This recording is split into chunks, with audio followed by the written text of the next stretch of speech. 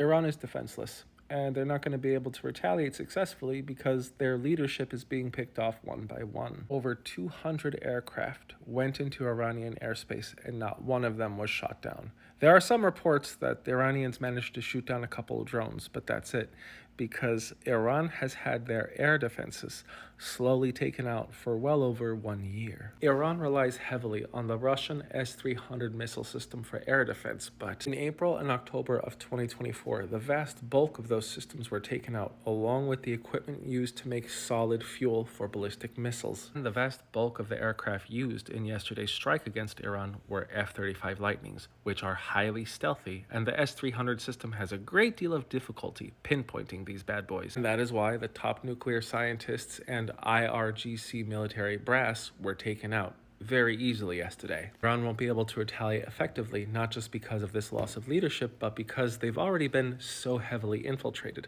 A drone base was set up in Iran just to take out Iran's missile infrastructure when they did decide to retaliate. And despite the massive scale of damage that was done within the capital of Iran, their only source of retaliation was 100 drones. Now, not only were all of these drones shot down and prevented from making any successful strike, they were done with the help of other Arab states, including Saudi Arabia and Jordan. Both of these countries condemned the initial attack very vocally, yet they still offered assistance to shoot down Iran's only method of retaliation. The only real support that Iran is going to have from the other Arab states will be thoughts and prayers. But that's it. Now, as a result of the successful strikes deep into Iranian territory, especially with their nuclear research facilities, it looks like they're going to be moving the vast bulk of this underground. Now, the Iranian government has already made it very clear that they are going to retaliate and they are going to accelerate their development of their nuclear program, but we don't really know how much of it they have left. They definitely have a great deal of knowledge, but we don't know what resources are at their disposal to finish all of this off. And this is where the types of bomb we call bunker busters come into play. Right now, the country that is responsible for the attack against Iran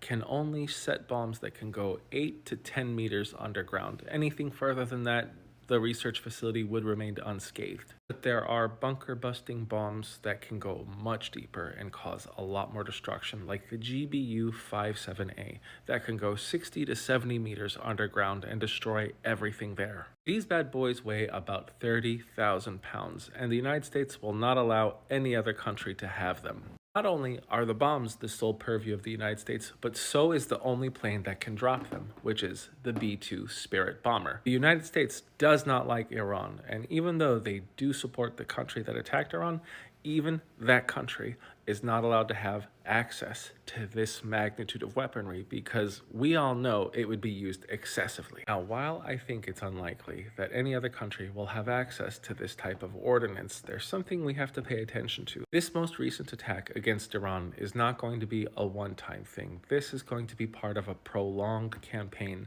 unless some kind of deal can be struck as to Iran's research and usage of nuclear material. The American president has made it very clear that they have had no involvement in this attack against Iran, but our president has made the threat that a deal has to happen before there is nothing left. Now, what does the American president mean by nothing left? Is he talking about nothing left of this current regime, nothing left of the capital, or nothing left of this deal to scrape up? Now, what course of action can Iran take right now? And to be honest, I don't know. It's been made very clear that their leadership can be picked off one by one, which means any kind of coordinated strike against any enemy is going to be very hampered just because of poor coordination due to lack of leadership. Or will Iran's retaliation not be in the form of any military strike, but in the form of random acts of terror throughout key locations across the Western world? If the Iranian military strikes U.S. air bases, it won't be a war, it'll just be a very strong and devastating retaliation to that country. But individual lone wolf types who are not directly tied to the Iranian government can get away with doing a lot of damage and little to no consequences against Tehran. But again, we don't know how deeply the entire Iranian network has been infiltrated. Remember that time about a year ago when 2,000 electronic devices simultaneously just exploded? I want to leave you guys with a question. Let's say there is regime change in Iran and it is no longer hostile to any other country in the Middle East. What happens? I am the Geo Husar, and the United States should not support $1, one bullet, or one soldier to this conflict taking place. Thanks for watching.